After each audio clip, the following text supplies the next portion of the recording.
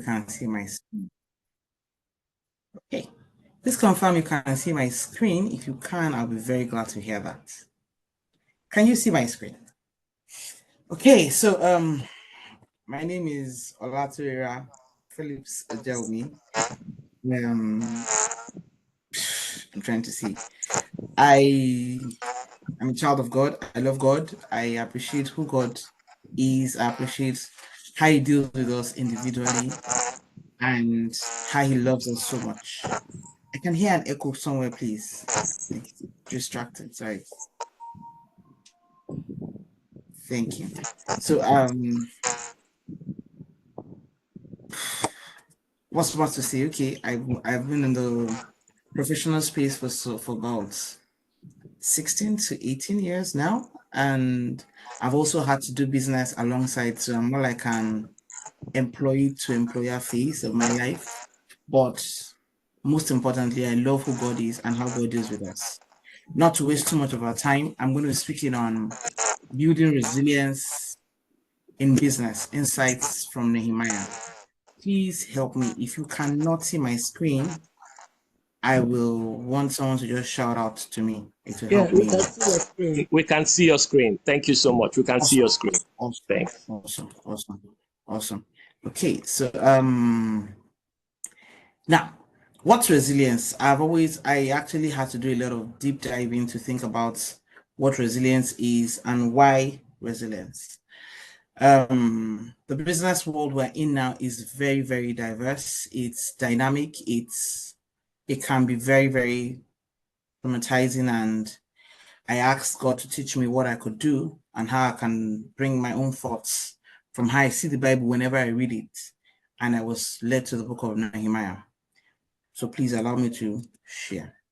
Okay, now building resilience in business. Every business person needs to have a tough skin. We need to know how to develop ourselves in every environment we're in. Nigeria is a very dynamic environment, but why only Nigeria? Africa is dynamic.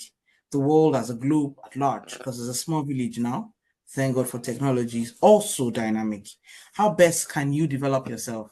We say resilience is crucial for every business success. It enables you to adapt, grow, and thrive in the face of challenges. So, how do you go and see that resilience is important for you? You need to embrace the storm. The storm is always coming at every point in time. In the Bible, the storm came in Adam's time, it came in Noah's time, it came in Abraham's time, it came in Isaac's time. It hasn't come in even till Jesus Christ comes back. We'll always have a storm coming. That's the storms of business, life, and all. So how best can you develop resilience? For me, I see resilience is what makes you to see an opportunity, a challenge, and instead of saying that's a challenge to dip your neck in and worry about, but how best can you change every challenge your business sees and turn it to an opportunity? So I feel that if your mind is read at, okay, this is a challenge. If your challenge is in logistics, how best can I, if you're a supplier of items to people and you think of how best can I supply goods, and then how to reduce the bottleneck of all of the delays, and your challenge is in logistics, you have to look for opportunities in it. It may be that you have a big market waiting for you there. You look at it as a challenge and diversify your challenge into opportunities. Also, how can you survive? Not just surviving, but also thrive in the place of adversity. That's what I see that resilience brings into business. Also, how can you be flexible? Every business is flexible. I'll give an example with my own view. I used to work in a transport company. What everybody knows as Uber and Bolt now was not what it was before. I used to work in a logistics servicing company then when I started working. And one of the things I used to do then was manage customers and see how we could go.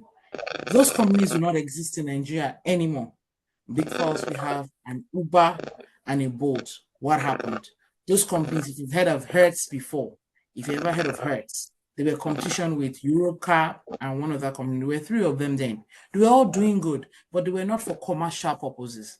They were for the way the business was run then. You come to us, you want to use our cars, we loan our cars for you for the whole day, and then we charge you for the services. Now, Uber saw an opportunity where people need to move from one place to the other. How best can you reduce the timeline of waiting to go and meet someone like me that was working in an office to create a space when you can do an app and you don't have inventory of cars. Just bring your business there and run. And that was how strategic flexibility for me came into that space. I see that there's always a room for flexibility for every business person. So that's how resilience can be developed. So, what is resilience? Oxford tells me that resilience is the capacity to withstand or recover quickly from difficulties or tough. It also says that is the ability of a substance or object to spring back into shape, elasticity.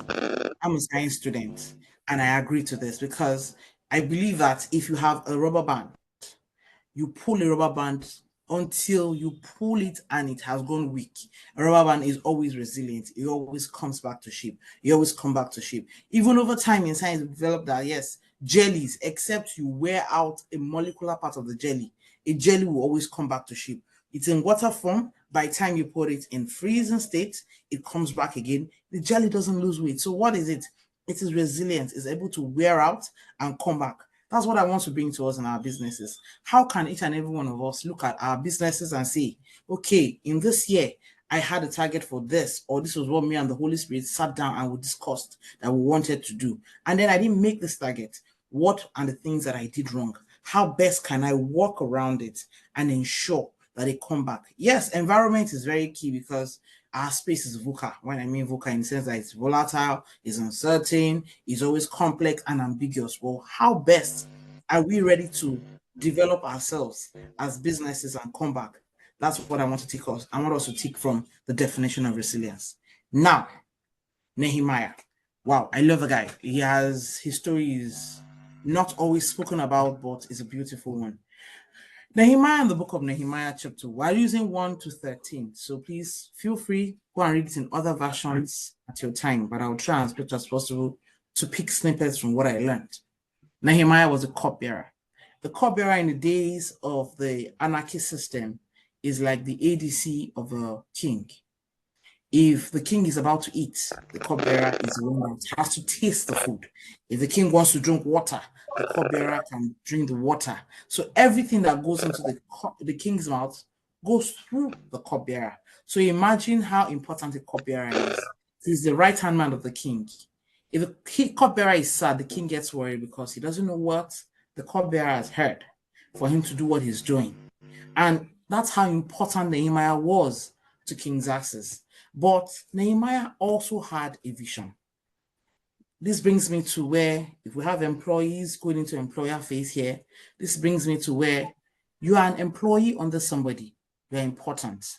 Even though you're trying to go into your business, also remember that the value you bring into where you're being employed is very valuable. So much so that if you're leaving that place to start your own, they should be able to say, oh, when this person was here, this person brought this into the business, and this is what is standing.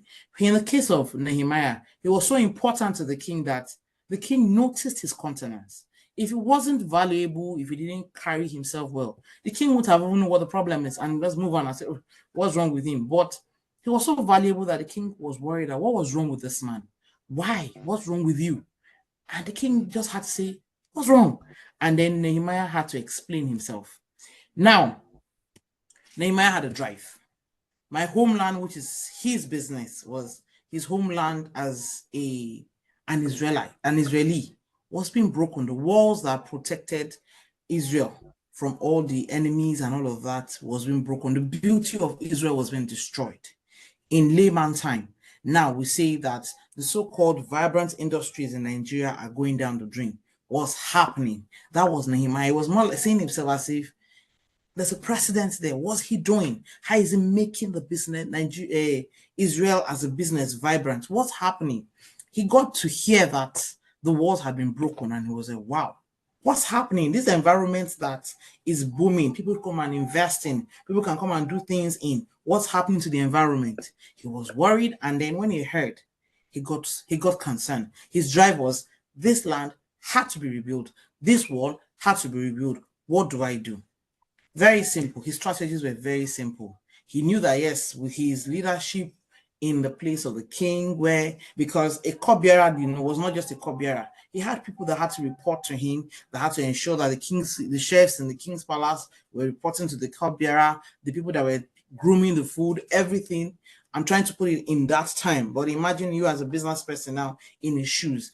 You have people that your driver, your social media manager, your logistics person, your inventory, your manager, your accountant, all of them are responsible to you. So what are the strategies for you to be able to build resilience? That was what Nehemiah thought about. And he felt, okay, before I start moving up and down, there's always a place to start from. I need to rebuild the walls of Jerusalem, as I had heard in chapter 1. What next? How do I do it next?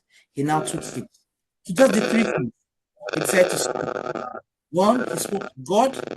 He spoke to his authority, that was the king he was responding to, who was the authority on earth, and he decided to speak to his kinsmen. His kinsmen were like burden bearers, because when they had come to see him, they've come to see their brother in the palace. Their uncle is in the presidency.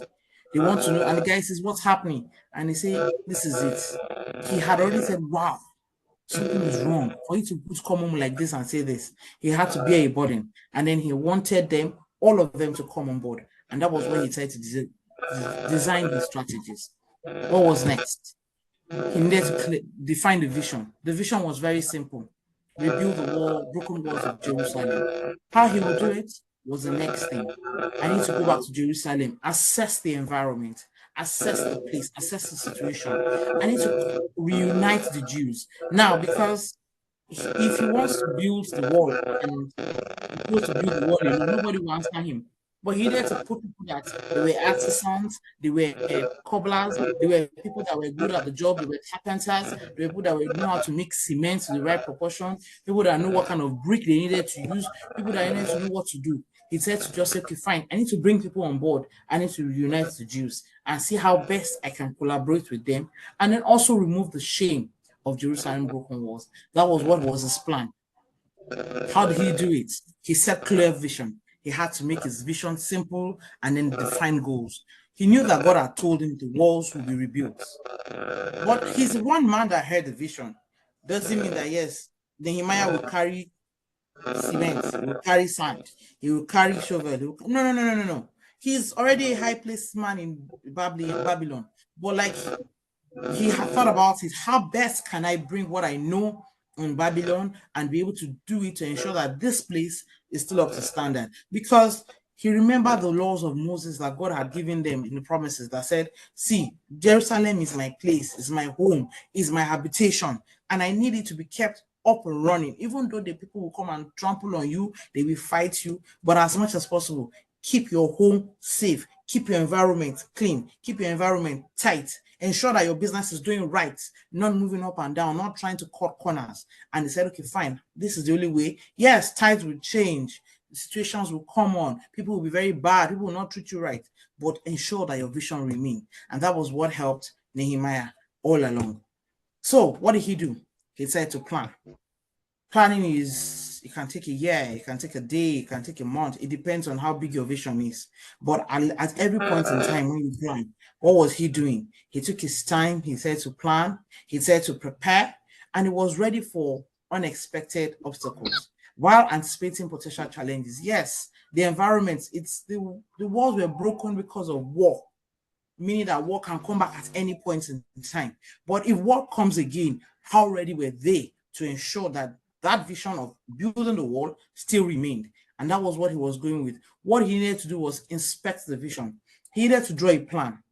The Bible in the book of Nehemiah chapter 2 said that he went back home after he had spoken to the king, and the king had given him all he needed. He had finances. He had backing from government. He had everything he needed financially to keep the business running. Now, what does he need to do? Assess it and know what to do. He went back. He tried to inspect his vision and go and draw a plan. He says that he went in the night season and went round the broken walls. There's a part in the Bible that says he got to a place where even the animal he was on could not move, meaning that he had to come down and do foot assessment. So he didn't use, I'm a big boy, I'm a governor already, the king has already made me so important, blah, blah, blah, blah, blah. No, he said to come down, do an assessment, looked at it, and then said to review the issue. Okay, now this is the vision. The vision is rebuild the wall. This is how big the wall is. The wall is 500 foot. So are we just going to start building the wall like that? No, he said to get insights, look for ideas, because he didn't go alone, as it was said in Nehemiah chapter 2. He didn't go alone. He went with people. He went around. He said to look at insights. He now looked for opportunities by realigning. He said to realign with those that were living there. He wasn't living there. He was in Babylon when the walls were brought down. So he needed to know that, okay, you put that on site. How is this place running? He said to look for opportunities by realigning with them. He said to collaborate. Yes, there were people that were living there. There were people that knew all the nooks and crannies, how to be able to mix this, how to be able to put this, what to put where to put a window, where to put a hole, where to put this. He said to collaborate with people and said to work with people around him. And then he was ready for position. Oh, yes, a position always comes. Sanballat and Tobias were waiting for him in chapter 3. So like, he was ready with competition. In any businessman, are you ready for competition? Now, what did he do? He was able to communicate and brought his leadership skills out. Why? Because they had said in the book of Nehemiah 3 and 4 that they anticipated war. And the building had to go on. They had a timeline to keep the vision running. What did he do? Very simple. He had a trumpeter that was there, ready to say, if there's an issue, sound the alarm. So every business, who is your trumpeter? Now, what I understand from what the Holy Spirit has told me that the trumpeter is, who is the person announcing your business out to the world? Who is the person saying that you've done something new, you've tested it, you've gone through product testing, you see that this product that you have said to do is fit and viable and everything. Are you just going to put it on the shelf? Or you're going to get a trumpeter to make it out? Somebody that will sound as a mentor, someone that will sound as a soundboard, that will use your word of mouth. And when he did that, the builders were not slack saying, okay, it's only building I know how to do. They were ready. They had, Bible says they had building items and then they had tools of war. So peradventure, issues come up and the trumpeter sounds. They were ready to adapt to anything, either as warriors or as builders. And that helped also